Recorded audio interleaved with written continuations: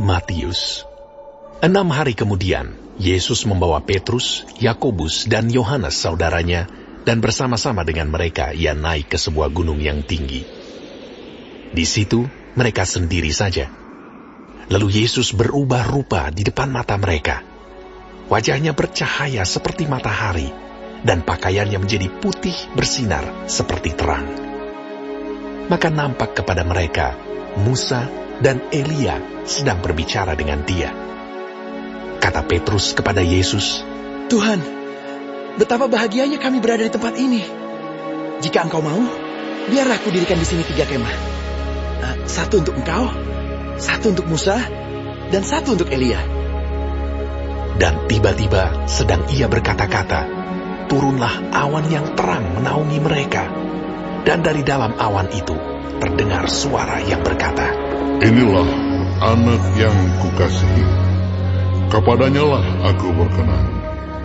Dengarkanlah dia.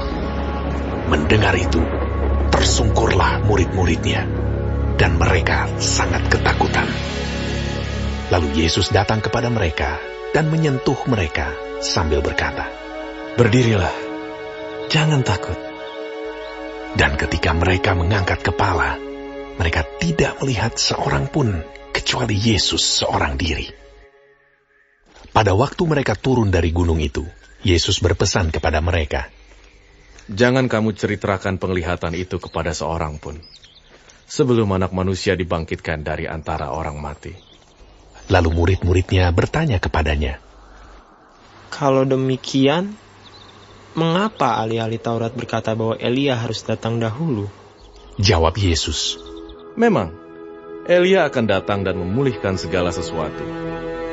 Dan aku berkata kepadamu, Elia sudah datang. Tetapi orang tidak mengenal dia dan memperlakukannya menurut kehendak mereka.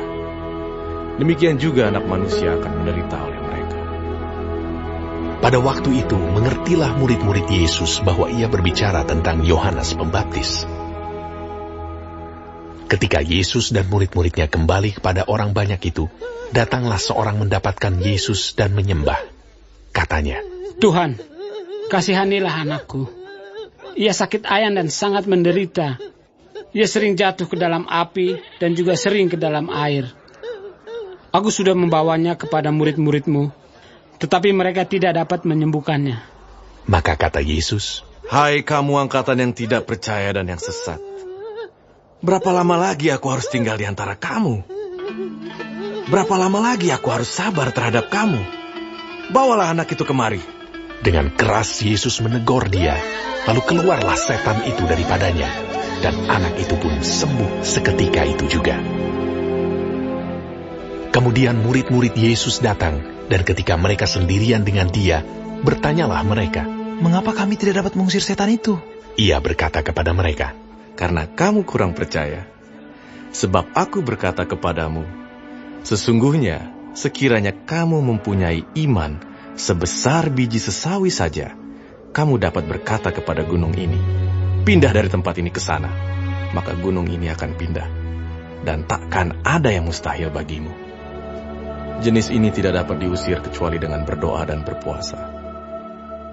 pada waktu Yesus dan murid-muridnya bersama-sama di Galilea, ia berkata kepada mereka, Anak Manusia akan diserahkan ke dalam tangan manusia, dan mereka akan membunuh dia. Dan pada hari ketiga, ia akan dibangkitkan. Maka hati murid-muridnya itu pun sedih sekali.